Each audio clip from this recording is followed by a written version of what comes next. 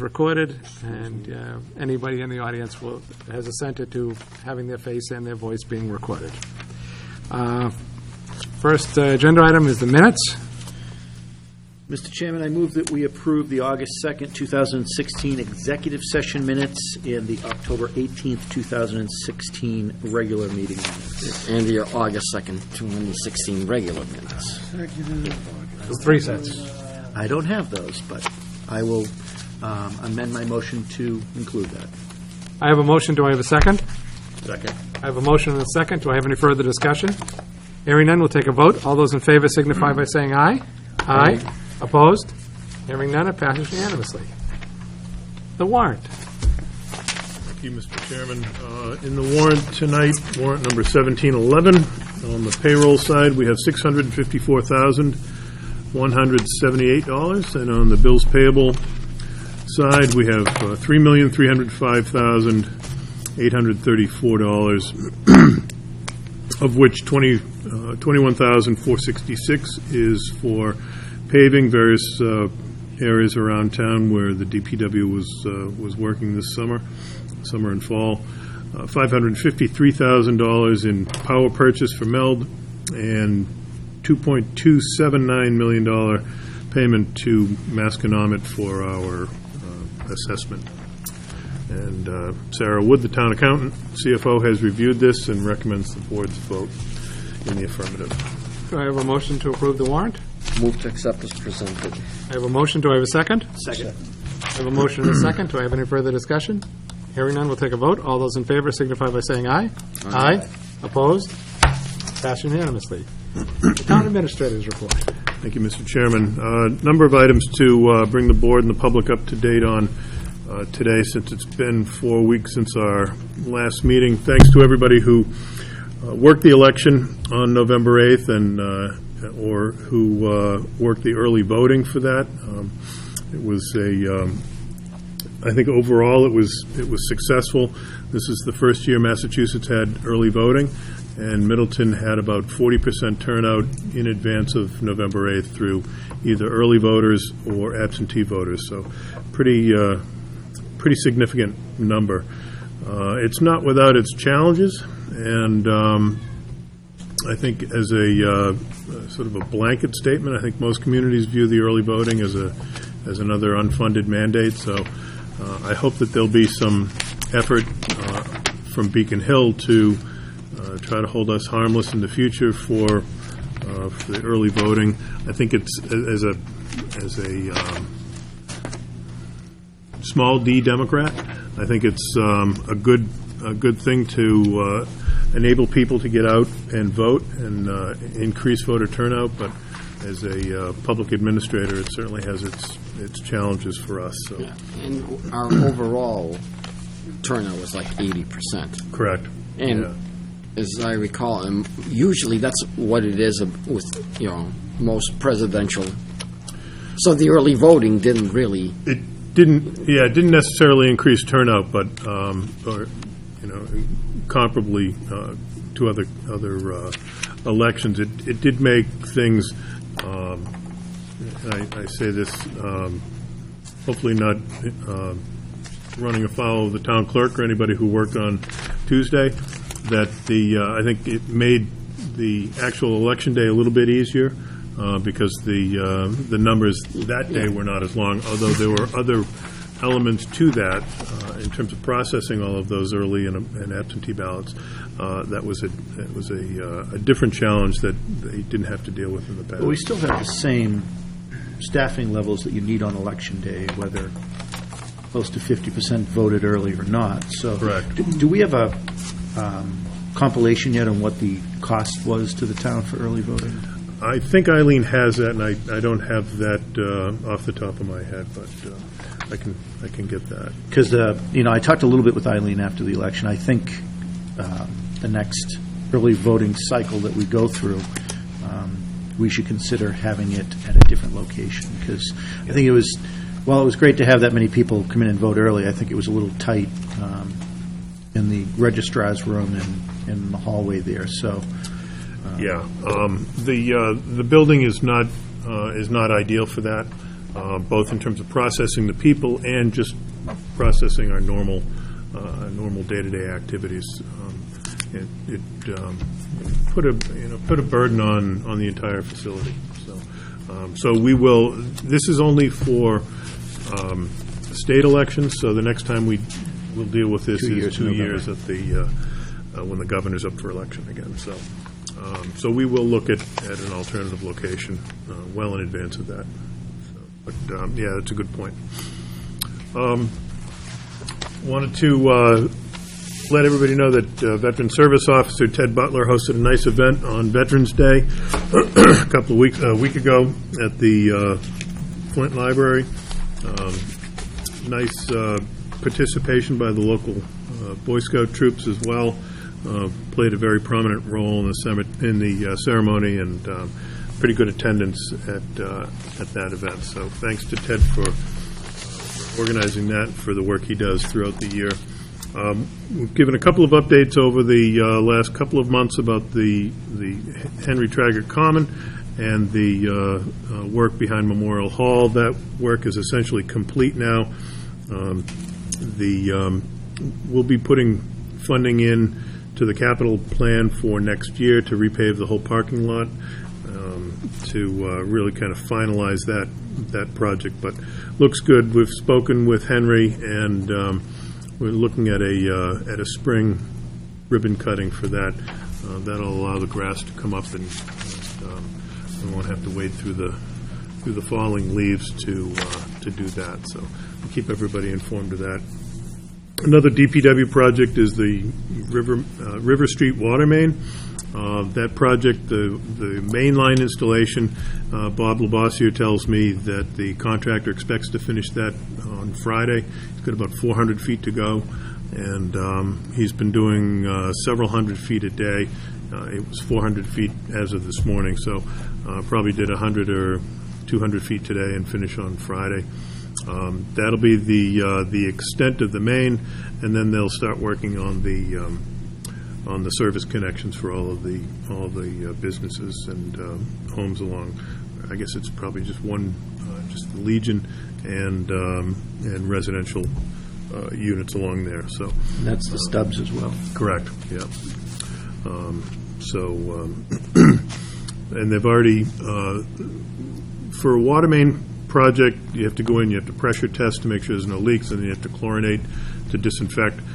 So they've already done that on about half of the main line that's in, so they'll do that on the remainder and get that whole thing finalized as quickly as possible. So it's been an inconvenience for the residents in the area, kind of unavoidable. So we thank them for their patience as this project went along.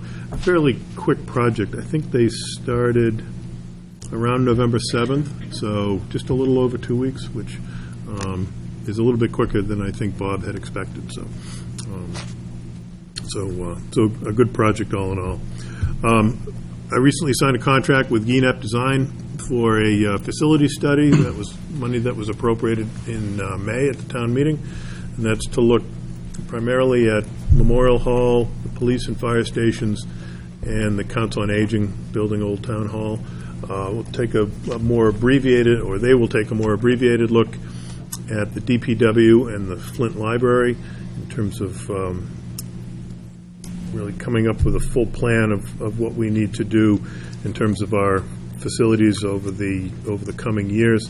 GENEP has done a number of projects for us over the last couple of years at Fire Station, Memorial Hall, and the Council on Aging, so they have a pretty decent baseline knowledge of those three buildings, and so that kind of gives them a leg up in hitting the ground running on this. So we'll have a draft report in January, and we should have the final report around the time that either late February or early March, as we're putting together the capital plan. So hopefully we'll be able to program something into the fiscal 18 capital plan for facilities. Probably at that point it'll be just design work on something. We've talked a couple of times about electronic meeting packets, digital meeting packets. We this week for the first time. We were able to do the packets, and we've put them on the website. They're on the Selectmen's page under the agenda heading, and we expect to be able to do that for all our meetings going forward. If any of the board members would prefer a digital packet rather than a paper packet, we can do that. I know you've mentioned it before, Brian, so we should, unless we get something that's really enormous in size, we should be able to email that out to anybody, or you can download it. So we'll try to remember to send out a reminder along with the agenda that'll be available. So, last Friday, Chief DG had a event over at the police station for Lola Anderson, a young girl who's been battling cancer for too much of her young life, and through the Cops for Kids with Cancer, which is a statewide group, they came in. They made a nice donation to Lola's parents, and then there were a number of other donations that were made by businesses and residents in town. So really nice turnout. Kudos to the chief for coordinating that, and for everybody who participated and contributed. Brian had asked if we could do something through the Mansfield Fund, and looking at the trust document, or at the will, I think it's certainly within the parameters of the Mansfield Fund. So if the board wants to talk about that, we these are always sort of delicate things. It's not exactly an executive session type item, but it's not something that we really want to talk hard numbers in public on. So maybe we talk about that kind of offline and take care of that. So, a nice job by the chief and everybody who participated in that. Speaking of the chief, he'll be sworn in on December 15th as the president of the Mass Chiefs of Police Association. So the board members have been informed of that. That'll take place at noon at Angelica's on the 15th. It's a nice honor for the chief, and it shines a nice light on Middleton. So good opportunity for him and for us. The town is working on its master plan. There'll be a number of opportunities for people to give input on where they want to see the town in 10 or 20 years. There's a survey online on the home page, and I know there are a number of events coming up. I think there was one last week as well, Costa. Yeah, it's part of the Middleton moving. So for everybody watching at home, to avail yourselves of the opportunity to provide some input on the future direction of the town. Quick reminder that as of December 1, there's a $15 fee for electronics disposal at the transfer station, and stickers are available at the Memorial Hall at the collector's office, where you get your trash sticker. We had told you a couple of months ago that Belinda Young, our assistant treasurer collector, had received her certification as a certified treasurer. She recently graduated from the Supervisory Leadership Development Program, which is a Mass Municipal Personnel Association, UMass Boston, UMass Amherst collaboration. It's a good program. She really enjoyed it, and I think it's something that we'll look at sending some other department heads to in the future as well. Give some leadership training and management training. So our congratulations to her as she continues to build her skill set and as she works through these various things. The finance team has been working on all of the year-end stuff that we need to do, recap the certification of the tax rate and all of that, certification of values. We'll be doing the tax rate classification hearing at the next meeting on December 6th. And it looks like, last time I checked with Brad, looks like the tax rate will be going up less than a dime. I think it's still... It's less than a dime, I think 6 it's cents. still above that. So good reflection on where we are with that. And then I distributed a memo to you tonight. It's got today's date on it. It's some thoughts on the fiscal 18 budget process, and and obviously just receiving it tonight, you probably haven't looked at it yet. And so if you want to, if the board would like to discuss that at some future meeting, we can certainly include that. Not a lot of earth-shaking changes, but some sort of fine-tuning to improve some of our processes. So, but you can let me know if that's something that we want to talk about at a future meeting. That's all I've got. Great. Any questions? No. All righty. Then we will move on to our first agenda item. It's the Mascot School District fiscal year 18 budget update for school committee woman, member Teresa Bono. Thank you. I'll actually do just a little bit more than budget. I know I have only 5 minutes, so I'll keep it quick. First thing I want to let you know, actually, most of you may know that the enrollment report for October was issued by Susan Givens, our CFO, to the town administrators and the chairs for the Board of Selectmen and FinCom for all 3 towns. And we note that enrollment is decreasing, and actually for Middleton, we are down by 0.37% for our assessment contribution for FY18. That being said, we also, since we recognize that we see enrollment decreasing, Masco administration is performing an enrollment and staffing impact analysis, and we anticipate that a report on that will be issued in the middle of December. And so in terms of budget, obviously that is one aspect that will impact our budget.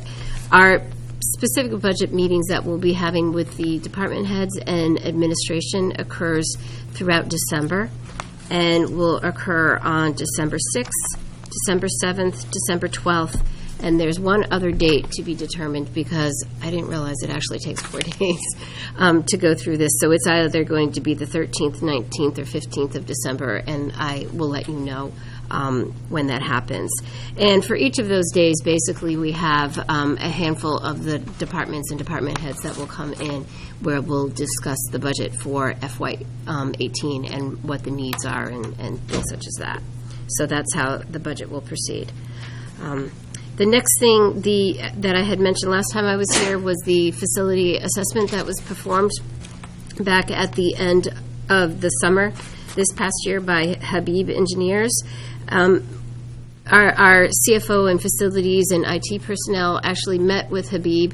The original preliminary draft that came out was very rudimentary, and they wanted Habib to go back and do a much more detailed report that sort of laid out timings and things such as that. So we anticipate that a final draft of that report is going to be issued by the end of the calendar year because, again, that's something that could have an impact on the budget for FY18. The one thing I will let you know, and I believed I had mentioned it last time, is that we will come forward again to the selectmen for all 3 towns in regard to the telecommunications system warrant. Last time when we did it, Middleton and Boxford were on board with it. Topsfield felt it came a little bit too late for them to really assess it, so that didn't follow through last year. We're planning to do this as early as possible with all 3 towns this year. So I would anticipate at some point in January we will be back with you with a draft for a proposed warrant article to consider. And hopefully we'll get all 3 communities on board with this type of approach. The other things that I want to let you guys know about that's not necessarily budget, but I'm sure a lot of people have heard about, is school start time. And our school start time committee, or STAC as it's referred to, continues to move forward. We actually have identified 4 potential options. We have not made a decision. I know a lot of people think that. This is still a process, and we recognize it. We actually, in the past month, had what we call listening tours, where we went out to the to present the 4 options and get feedback from the teachers. And that's not just with Masconomet, but with the Tri-Town Union as well. So this is a collaborative effort that we're doing with the Tri-Town Union. And we anticipate that we will be going out in the next couple of months to the public as well, to have public forums to get their input. So this is an iterative process. One thing I will tell you about that, we are actually we've also hired a company called MASBO to do a busing assessment. And this assessment is designed to look at efficiencies in what we do in terms of busing. For those of you who have any kids at Masco know that there's a very early pickup time and an early drop-off time at Masco, and there will be quite a lull between that and when they have to go out for their next runs for, any of the communities.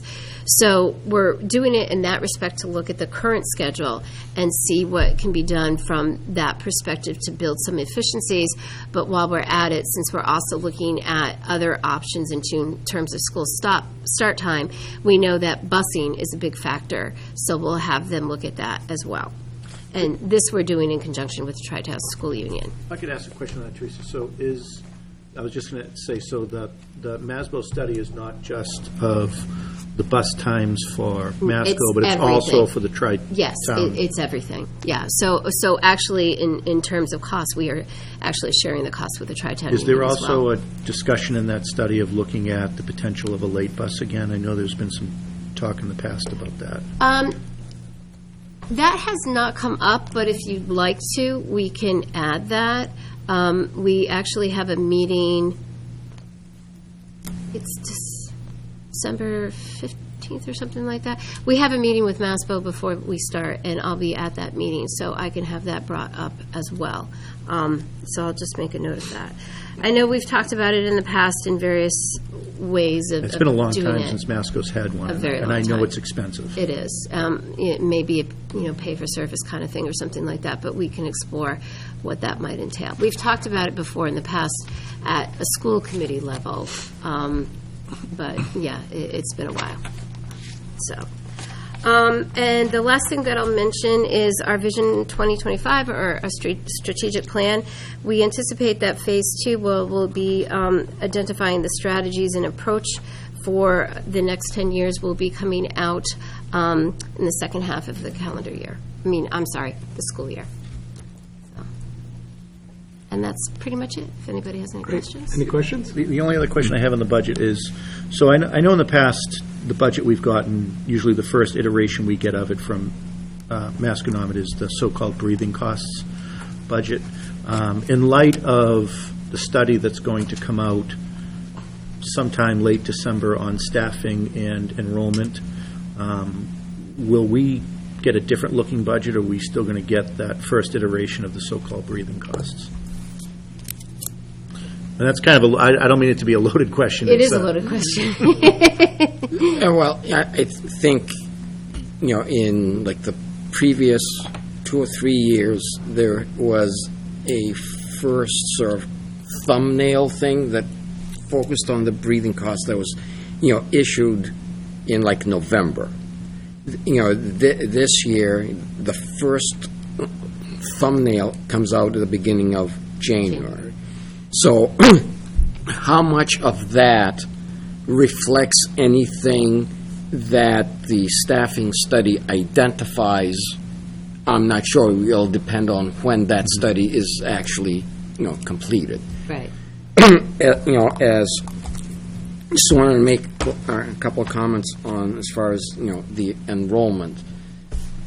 So, over the past 4 years, rolling, the 6th grade up, rolling the 12th grade off, has, yielded, declining enrollments, because each of the classes coming up is smaller. But beyond that, each year, the number of students either moving out of the district or going to a different school is more than the number of students coming into the district.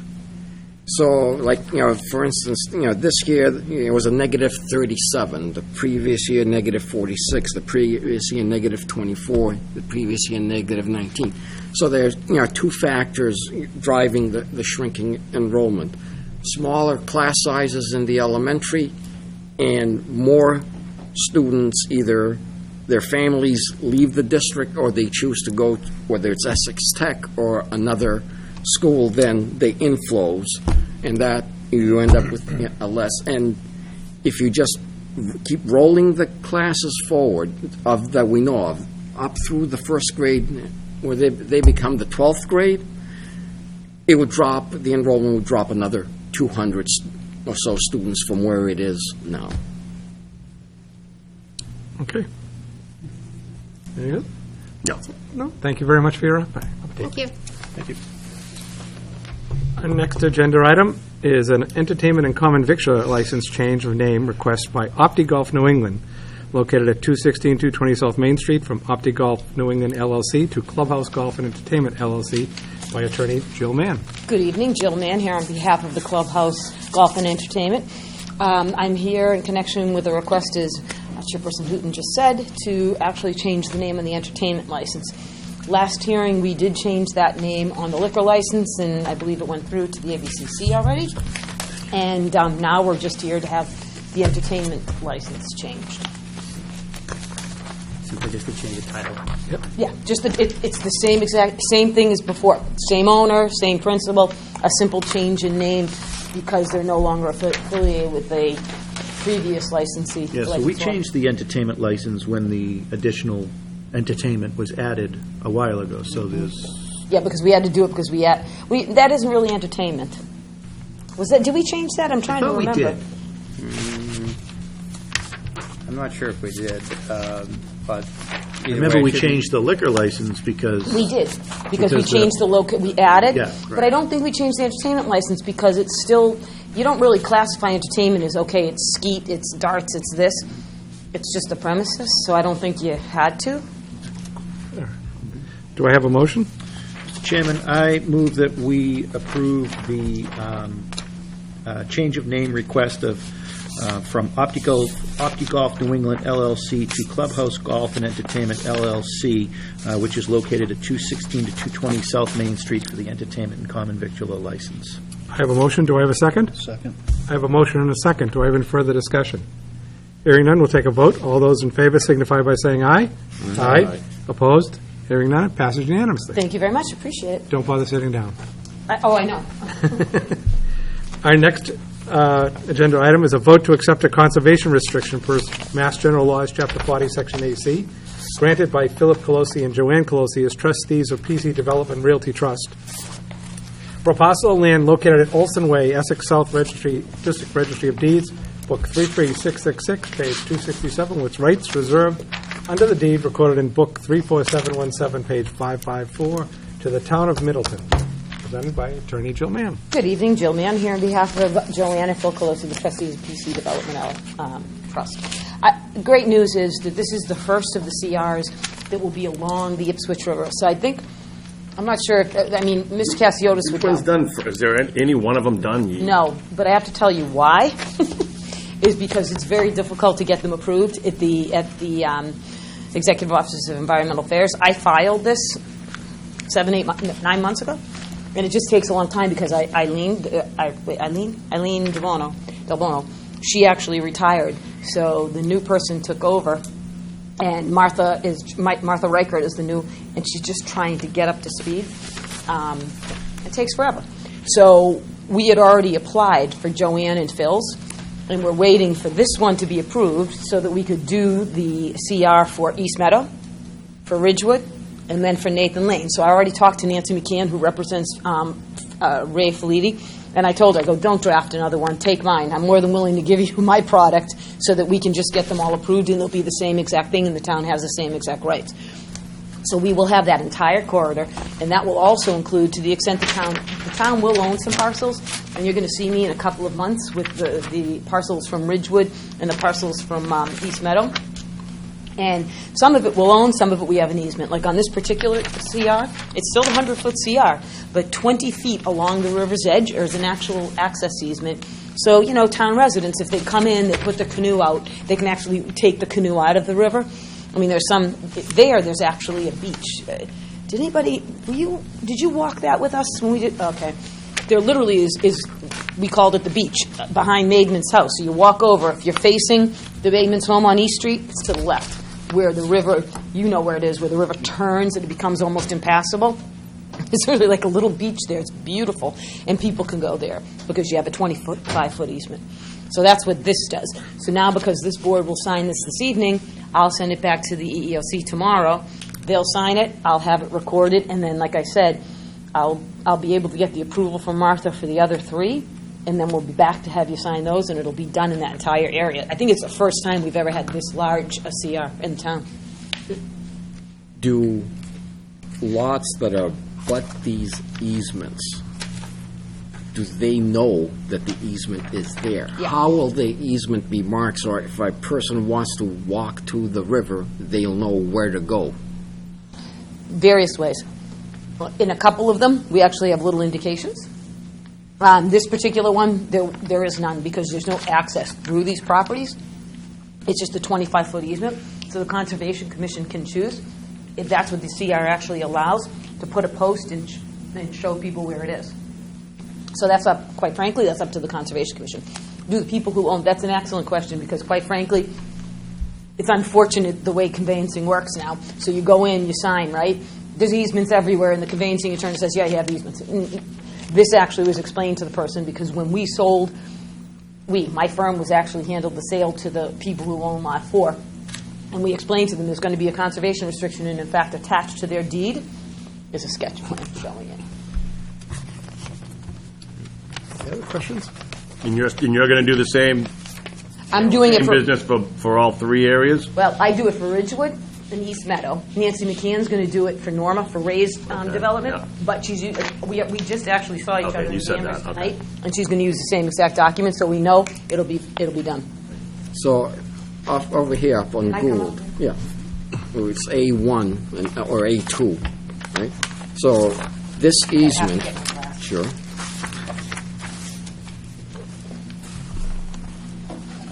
It's because I'm tired, not because I'm old. Right. So, this easement here. Okay, So- this one. So, someone walking on Gould will be able to identify where this is. So if they want to walk toward the river, they can without feeling that they're going through somebody's yard. Okay, no, because in this one, we only allowed this to be a private easement for the benefit of the residents. And the reason, I'm going to explain this because we actually talked about this to Rick. So, do I have to go back here? Probably not. So, the reason why, when we did East Meadow, there is an easement that actually extends from the new East Meadow Road behind one of the lots up to the easement area. It's not because we're really trying to stop people from walking.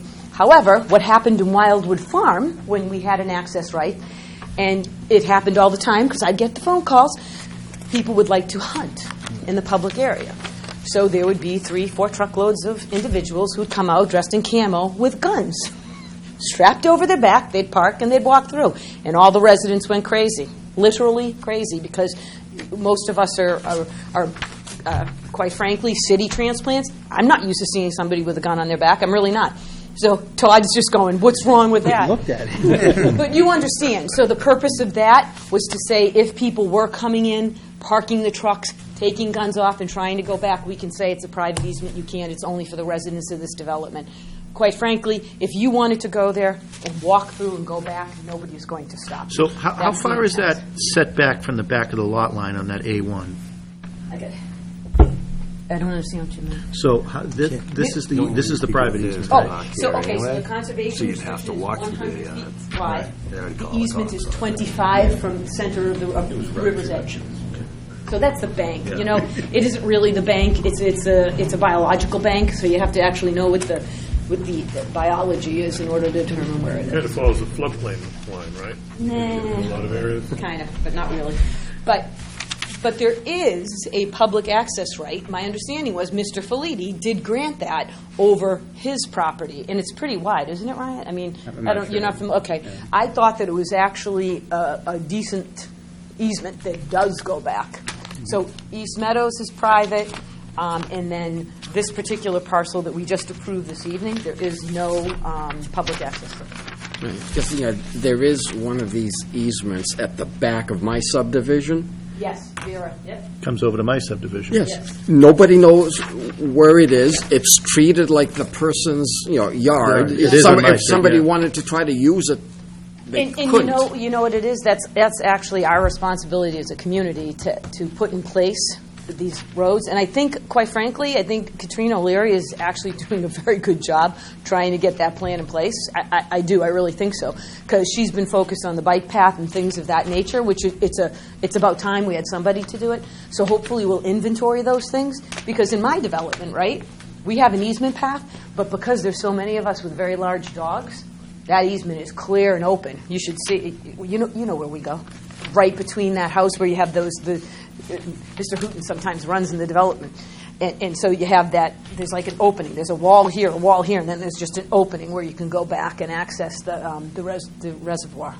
So that's not on it. You know how Pike found out about that? Me. Because I would run out to Boston Street and I'd bump into him and he'd ask me where I go. And so he came in and now he takes his people through. So it should be inventoried, you're right. Any other questions? No. Do I have a motion?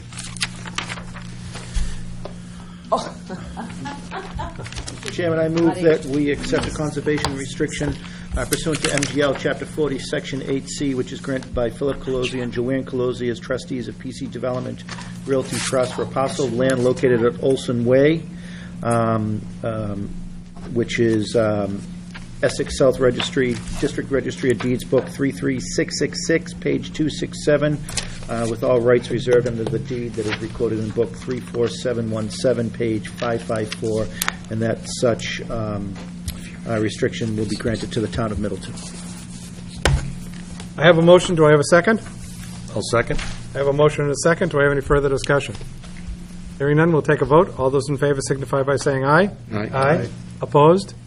None? Passes unanimously. Thank you very much. And I will email it to you once we get the EEOC to sign off, and then you'll get the recorded copy so you can see it. And again, you'll see me again in a couple of months with the others. Great.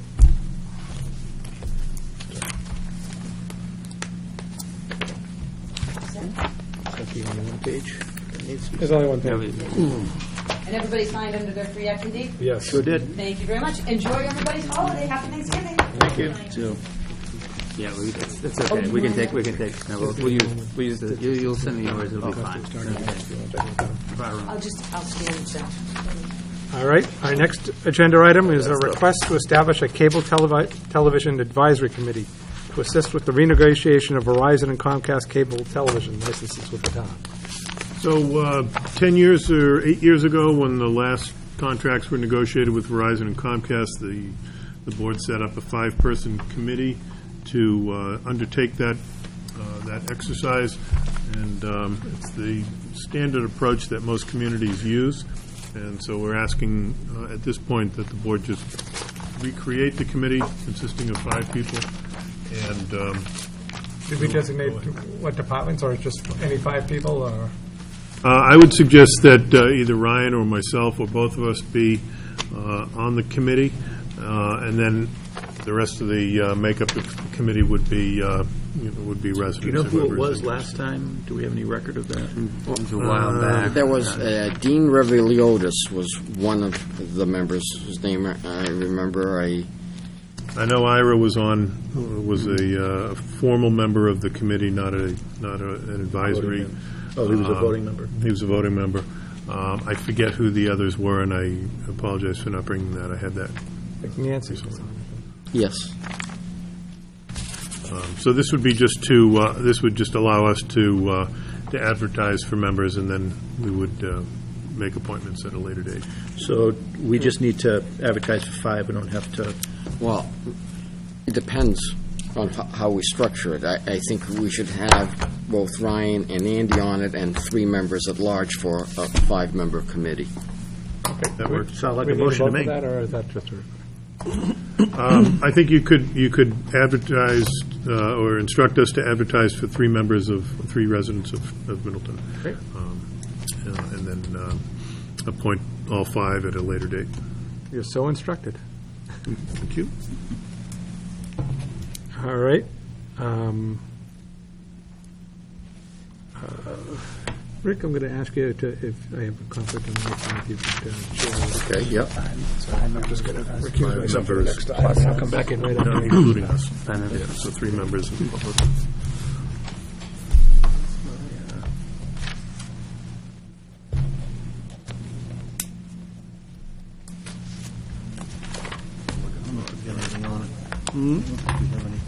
No, we don't. I believe you're right. Okay, then for next order of business here is going to be a continuation of a public hearing from the October 25th, 2016 Board of Selectmen's meeting. Retail packaged goods store license revocation hearing for Rusty's Bottle Shop, 21 South Main Street, licensee Alan Carahars. Good evening. Good evening. My name is Greg DeMarcus. I represent Mike Discount Liquors, Inc., which is the applicant, and Scott. Scrub House for Rusty for Al. So is everything proceeding on schedule for your transaction? Yeah, we contacted the ABCC yesterday. I had thought, it usually takes about 5 weeks from the time it gets approved by the local board. I think it's going to take a little longer here, because when we called the ABCC, it hadn't even been assigned to an investigator yet. They said it is being assigned. It's about 3, so if it's being assigned and somebody actually gets it, let's say on Monday, we're about 3 weeks out. But I do want to say one thing about this. There's no bank financing involved here. So, and I've already gotten the title back, and we're starting next week. We're going to start exchanging closing documents, deeds, and everything. So this is a little unusual in that once it gets approved by the ABCC, we're going to be able to close. There's not going to be a 2 or 3 week lag time like there is with a bank. You got to set up with a bank lawyer, exchange the bank documents, and do all of that stuff. Mr. Galley has the money in his account. He's already got a home equity loan. He's got the money in his account. We're going to have the papers agreed to. So once it gets approved, we're going to be able to close within 2 or 3 days. But as far as the ABCC, we have to wait to hear from the investigator. Normally, if everything's in order, he puts it in for approval by the commission.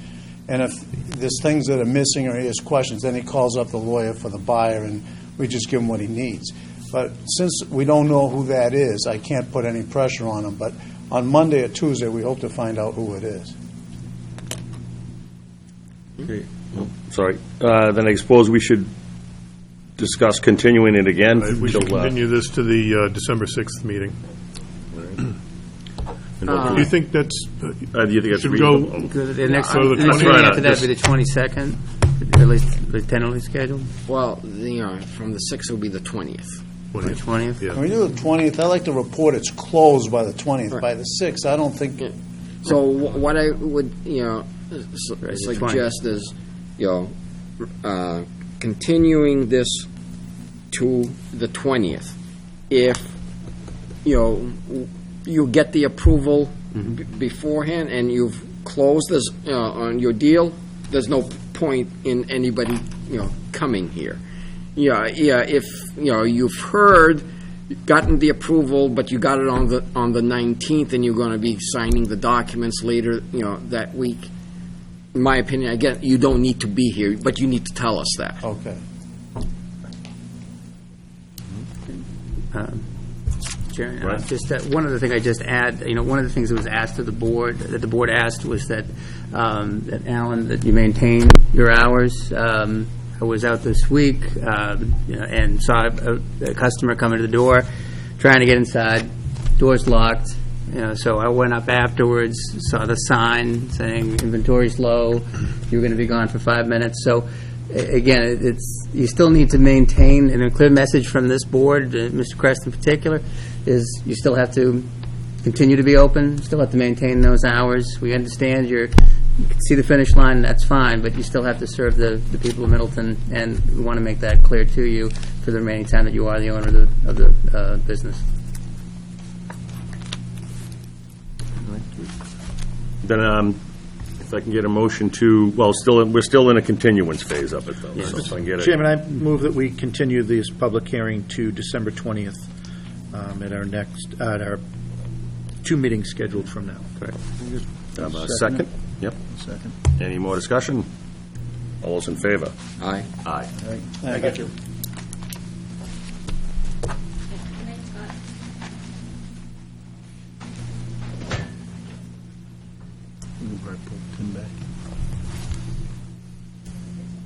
He's right there. He's coming in. He's right there.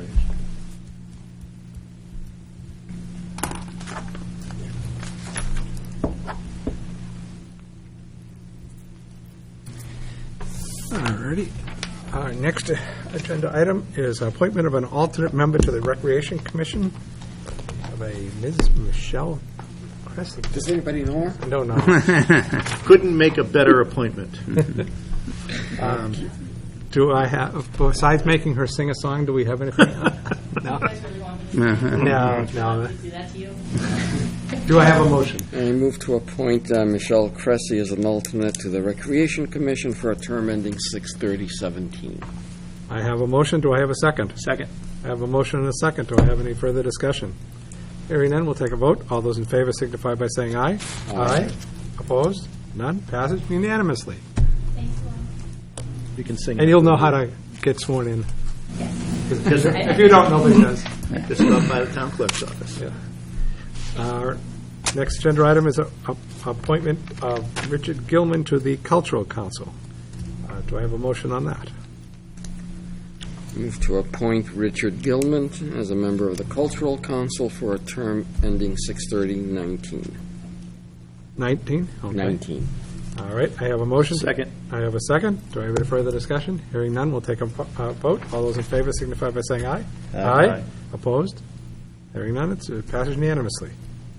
Our next agenda item is a request to replace Susan Gannon as a member of the Municipal Tax Relief Committee with Ronald Draper, resident of 6 Acorn Street, through June 30th, 2018, to ensure compliance with Mass General Laws, Chapter 60, Section 3D.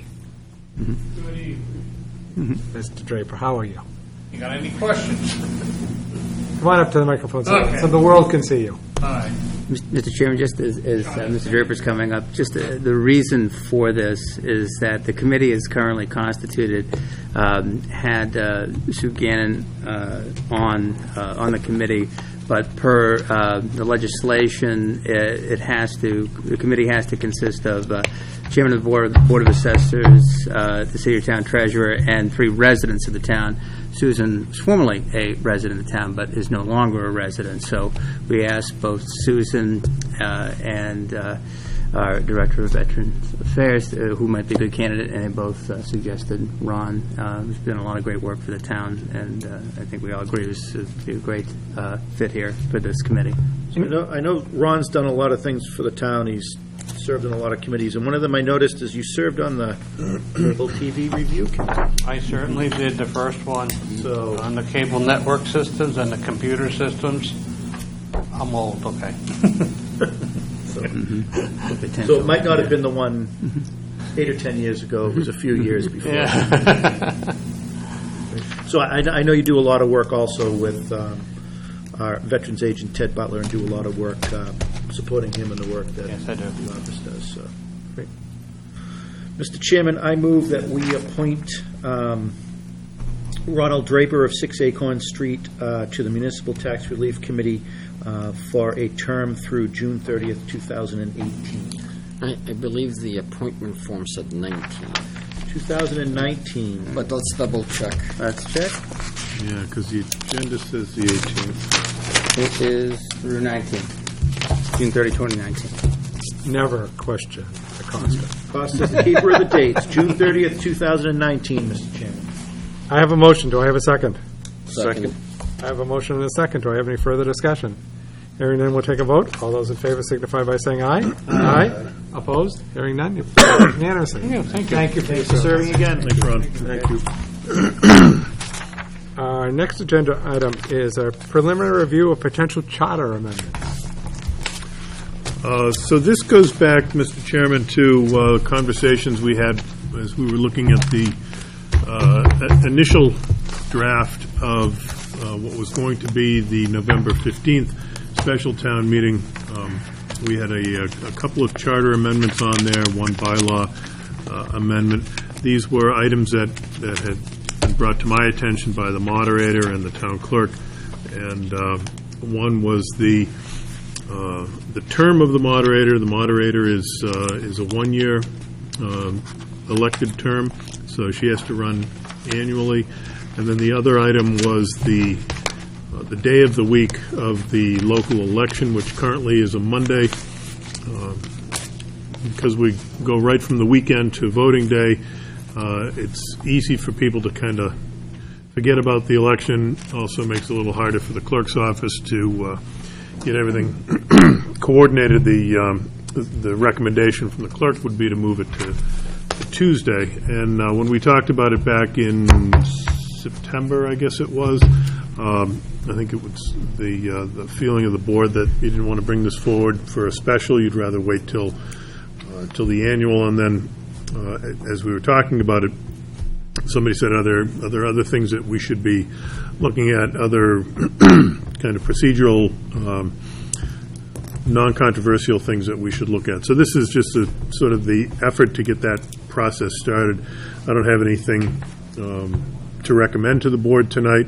I didn't know how the board wanted to go about this. If you want me to go through and flag some things, if board members want to go through. I'd be more than happy to assist you if you wanted. I'd like to be somewhat involved in it. I think that's a good approach to end up with some kind of a suggested list that we can then talk about that sort of would encompass anything that seems to fit in that parameter.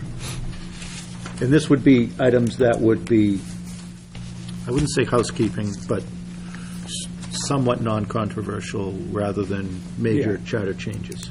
Yeah, we're not, Correct. Yeah, it's not. not it's looking not to changing move to a the city charter. Or right. Well, I just didn't changing know if the it would be- the makeup of the board or No, eliminating. much like that, to see if there's, terms of office, see if there's anything that, So I think we have one other one-year elected position The down. constable. Is the constable. So, I mean, I'd thrown, if we were going We can to entertain doing that for the moderator, we should also entertain doing it for the constable. great. Okay. Okay. Very good. Thank you.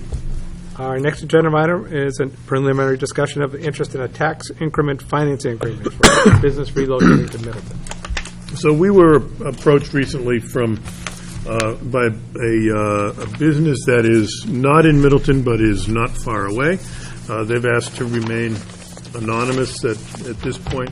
They're looking at a site in Middleton, and they've been talking with the Mass Office of Business Development about some tax credits that they would get potentially through MOBD, but that is predicated on a local tax increment financing agreement. My understanding is that we approved one back in 2003, I believe it was, which was, I believe, a 5-year, 5% tax relief agreement. The project never went forward, so the TIF, the tax increment financing, never actually was exercised by the developer. But I told this the current business owner that I couldn't. It's been so long. We did have a brief conversation earlier in the year about a different one, but it's been so long since one was really fully considered that I couldn't make any promises one way or the other. So I did commit to get some feedback and return to him. Will this be a relocation or a move of a business to town that would require the construction of a facility, or would this be moving into an existing built facility? This would be moving into a new facility. Without knowing the nature of the business, I can't give you an answer. And I'll give you a perfect example of what I want to avoid. Maybe 20 years ago in Salem, Salem did a TIF to let the 99 acquire a piece of property and build a restaurant. The 99 then had the identical, pretty much pub menu that an existing business 2 blocks down had. That caused that business to suffer. The city then had to lend money to that business for them to revamp their menu, and ultimately that business failed and the city got stuck with the bill. So without knowing what the business is, I can't give you an answer. Okay. I can But tell you that I'm not, I'm not opposed to a TIF in theory. Okay. This is a design and manufacturing. I think I can safely say that without giving anything away. So a little different. I can't think of a competitor in town that it would be. Will their movement in relocation from where they are presently, will this be an expansion that could mean additional hiring? Yes. Yeah. It would be additional jobs. It would be, I think, roughly half again bigger, maybe double what they're in now. And I apologize for being so vague about it, but they just, in the negotiations that they're having on the site that they're looking at, and with their current landlord, they're a little concerned about going public with it. Want to appoint Costa to work with you and have it be a representative for the board? I think it'd be great, yeah. Would you want that? Yeah, that's fine. Great. All right. Then you can report back to us when anything goes forward, and we can make a decision at that point.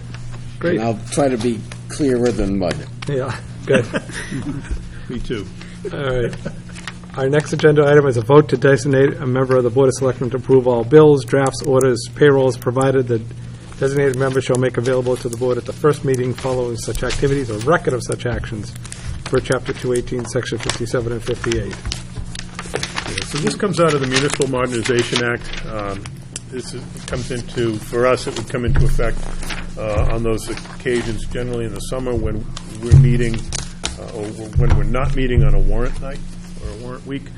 It would allow, rather than having to drag three of you or all 5 of you in to sign payroll and vendor warrants, we could just drag one of you in, or somehow get the warrants to one of you for signature. So this is one of the things meant to streamline operations a little bit at the local level. So I love the Municipal Finance and Government Modernization Act, in that the governor reached out to municipal officials, elected officials, town finance officials, and others, and asked for a lot of recommendations, and he received hundreds of them. I know what was passed by the legislature didn't include all of them. I don't really like this one, and I'll tell you why. So I don't think we have a huge problem of warrants not being able to be signed regularly. I mean, that would be mostly the items that would fall under this, but the authority allows it to be more than that.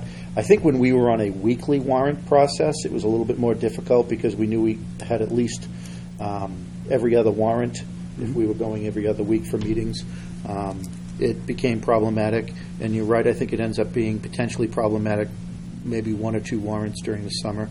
But what I don't like about it is that should that one designated official go through and approve, you're really taking the authority away from the other board members that still should have the ability to go in and review, and if it's already signed by that one, it's already approved. Regulation currently requires, if we don't adopt this, 3 of the 5, or a majority of the board membership, if we were less than 5 members that were seated in the position to actually approve warrants and others. And not that this board, I think, historically goes through and doesn't approve items in the warrants, but I know I've had items in the past that I've had questions on. So I don't like this. It's majority rules on this. I'll vote against it, but I just think that there's not a pressing need to actually cede the authority that the 5 members of the board have off. I think if we find that it becomes a problem in the future of getting warrants approved or other items as such, one of the rationales for this actually was for regional school committees, is actually why this was proposed. Because many times regional school committees had a certain number of members that had to come. Now, some school committee members, regional school departments have designated certain subsect of committee members that would come in and review, but then it would be signed by a majority of the regional school committee. But I don't think there's a pressing need for this unless others think otherwise. Anybody else? I'm questioning when it says designate any one of its members, that's one member Right. assigned to, not one acting and, doesn't matter what it is. The way it's worded is that, you aren't compelled to take any action, so we wanted to at least give the board the opportunity, if you were interested in it, Right. to move forward, and then when you do that, it's preferable to have one party assigned to have that responsibility, typically someone who's in town on a regular basis, so it's really up to you. This can be adopted and unadopted at. Well, you have the right to do it, and you have the right to assign someone. If you don't assign anybody, then you wouldn't be de facto I think not adopting it. As long as we're meeting on sort of the warrant week, it does no. If we meet, if we don't meet on a particular warrant week, and there might be an issue of availability of 3, then for that particular week, we can assign someone to do it. Right. And I think that's as much as we need to do. Okay. Yeah, and come June, when we're ready to, go off to the summer schedule, for those 6 warrant weeks, you could do an assignment at that point, and then it expires at the end of August or whatever. So, yeah. So, as Ryan said, you can adopt it or not adopt it. There's no right or wrong. So my understanding is that Costa's motion is to adopt the Section 218, Section 57 and 58, but not appoint someone. And I don't believe you even need to adopt it per se. Oh, okay. As much as you just it's there and it's available to you. But if it's available, you would have to assign the party for whom your single individual would be. So if there's a need, we assign someone for whatever the warrant need is, and not beyond, and not a blanket thing for. Okay. Sounds good. Okay. All right. Our next agenda item is a discussion of the implications regarding the passing of Question 4, the legalization, regulation, and taxation of marijuana, passed by Massachusetts voters on November 8, 2016, but voted down by the town of Middleton. Yeah, so this is another one, just to sort of put it out there for the board to consider. The way that the petition, the law was written, in order for, there's a couple of components to it. So there's the recreational possession piece of it, where people are now legally allowed to possess and grow small quantities of marijuana. And then there's not that small of a quantity. 12 plants. 12 plants. 12 or 15? Yeah. 12. I think it's 12, yeah. And then there's the commercial piece, which is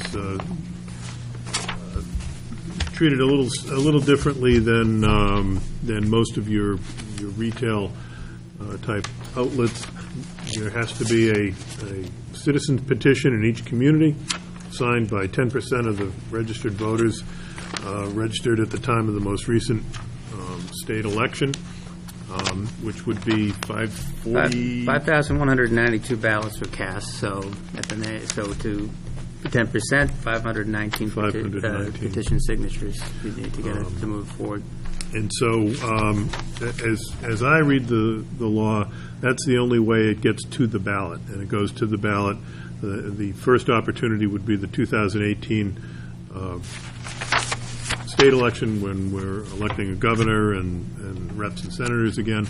My reading is it cannot Can't happen go on a municipal ballot. not on a municipal, and not on just the action of the Board of Selectmen. So it has to be petition generated. So, so really, the conversation tonight is their interest in giving any weighing in and giving any encouragement, or not, and just to let people know that this is kind of how the process works. And then there would be I guess the last thing I should add is there would probably need to be some zoning component to this, because if we did have a petition, it was adopted in town without some zoning restrictions in place, I think it would be able to go into any retail establishment, any retail. So we didn't restrict it by the adoption of the Medical That was marijuana. medical, specific to medical marijuana, yeah. So this would be a different kind of, this would be a commercial, like a Richdale or a liquor store or anything. So it is very evident that the legislature is going to have a whack at clarifying and likely amending some of this language. So the Speaker's been clear, the Governor's been clear, the minority leaders of both chambers have been clear, the Senate President not so much, that there needs to be some clarification on this. You've heard the City of Boston, and the Mayor of the City of Boston has been vocal about the number of establishments and where they could be, and potentially could be clustered in certain areas. The ballot question gives some call it a ceiling, others call it a basement on the number of licenses that could be approved per community based on population. So there's going to be some clarity on that. There's likely going to be some potential action in the legislature on zoning areas. And lastly, I've heard that some potential action on what authority local authorities will have above and beyond what is already written in the ballot question. So I know that is likely something that's going to happen very early in the beginning of the year to go on this. And I think we need to be prepared for what, if at all, changes happen, and also what this ballot question means. There's a push and pull happening. There's been an ongoing discussion with many communities on the medical marijuana front, which under that ballot question a few years ago required that the sale of that in those establishments had to be not-for-profit organizations. Mm-hmm. There had to be dollars that were designated back to the host communities where those sale locations, not the grow locations, but the distribution and dispensing locations. It's kind of silent in here. It's a different process. I also believe that many of the push for medical marijuana facilities will likely fade away after the passage of this ballot question. So I think we need to be, on top of it, watch closely what's happening. I would expect at some point MMA is going to provide some guidance on this. What I think, this kind of reminds me back to when medical marijuana passed before the Attorney General's office gave some guidance. Communities, us being one of them, immediately went to town meeting, and we passed a quick holder zoning language that stated that it's not zoned anywhere in the town. Knowing that the Attorney General was likely going to rule at some point that didn't have to happen, and that's when the state came back and gave some guidance that stated what that zoning had to look like, and we and just about every other city and town in the state put in place zoning restrictions. So, for me, the thing that I would most like to see a part of any changes, and us as a board and as a town meeting, have some authority over is zoning and where this goes. And I hope the legislature gives some clarity on what the number of licenses could be, because as written now, there could be 2, maybe 3 retail establishments in Littleton, as question 4 is written. And then lastly, we were one of not a lot of towns around us that actually opposed the ballot question, which was much different than what the statewide vote was on this. So for me, this was a little bit like the ballot question when we were one of the towns that said absolutely no to the sales tax increase, while other towns around us didn't.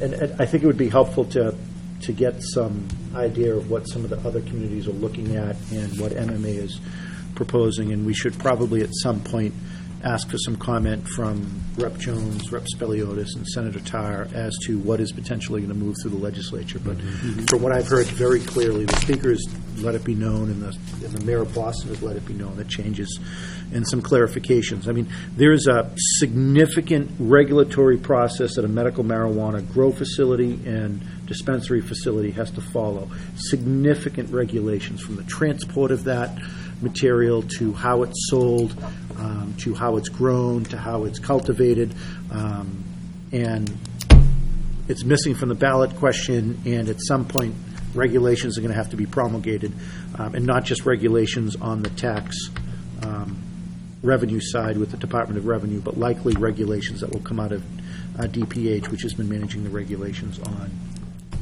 medical marijuana. Yeah, on the zoning end of things, I've seen one draft moratorium article that a planner in another community has already put together probably by the end of the week of the election. Hopped right on it.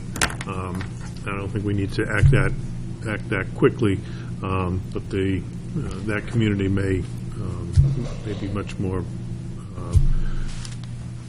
in favor or predisposed in favor of local adoption. So, but I don't think there's any harm in waiting to see what comes out of the legislature, and we can continue to try to gather information and be prepared to go forward with. It's probably not a bad idea at some point to have the delegation come in, talk about that, and then leading up to our budget development process, and get a flavor of what they're looking at for their own budget. So maybe we can have a 2-for-1 discussion. But I am, for one, I think the process that cities and towns were able to follow under the medical marijuana is going to be much different under this. And there's going to be a lot more retail establishments under this ballot question than there would be under medical marijuana. And the legislators had no hand in this law as it is. So It's under the purely initiative driven, right? petition, the only authority the legislature had under this is when the first round of signatures are collected on a ballot question, it then, once it reaches the hurdle of the Attorney General's office stating, yep, the language is legally correct, it goes to the legislature, and the legislature has the authority to either enact that as written or oppose it or take no action. If they enact it, it becomes law.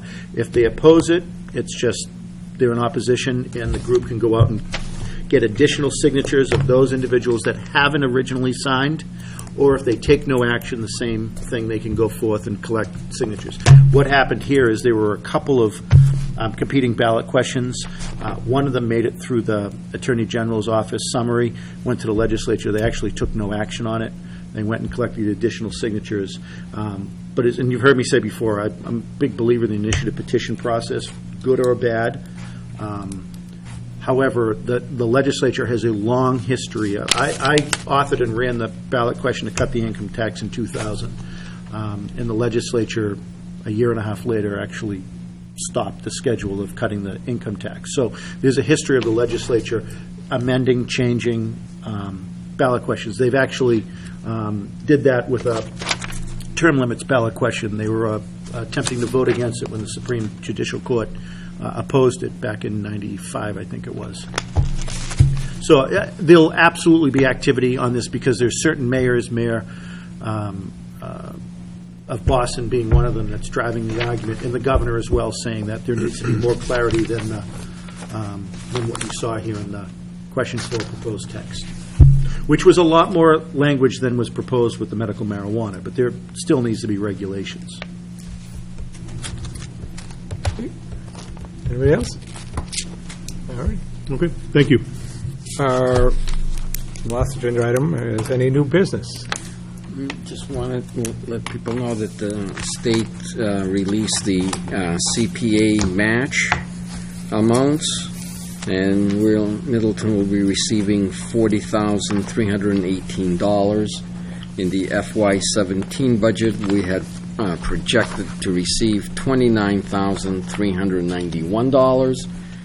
The higher amount is the result of two factors. The actual match percentage is higher than we estimated, and the match is on a higher base because we had underestimated the amount of the local receipts in 16. Just folks at home, I want to remind them of two things. First of all, December 3rd is Winter Festival. At 4 o'clock at the library, we'll be showing the Grinch Who Stole Christmas, and the kids will go behind the fire truck over to the Middleton Green for fires, lighting of the tree, singing of songs, and free outings. The other thing, we did go over it early, but I would like to go in a little bit more specific so that everybody at home at least saw this. As of December 1st, if you bring a TV, if you bring a computer down to the recycling center, you're going to need a sticker. Otherwise, they won't take it. First, I ask, please do not give the people that work there a hard time.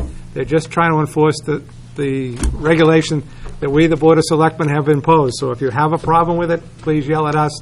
Please don't yell at them. But you're going to need that sticker, or they're not going to take your TV. So there's an additional fee for that starting, and so it'll be that weekend of the December 3rd. So people at home, we've given out brochures. We've had it on the cable. We've had it everywhere. But I know that people will show up and be shocked that there's gambling in Casablanca. But it's so I'm just asking people, be nice to the people down the transfer station. They work for you too. If they ask you for a sticker, I'm sorry, you have to have the sticker. We're trying to do what's best for the town of Middleton.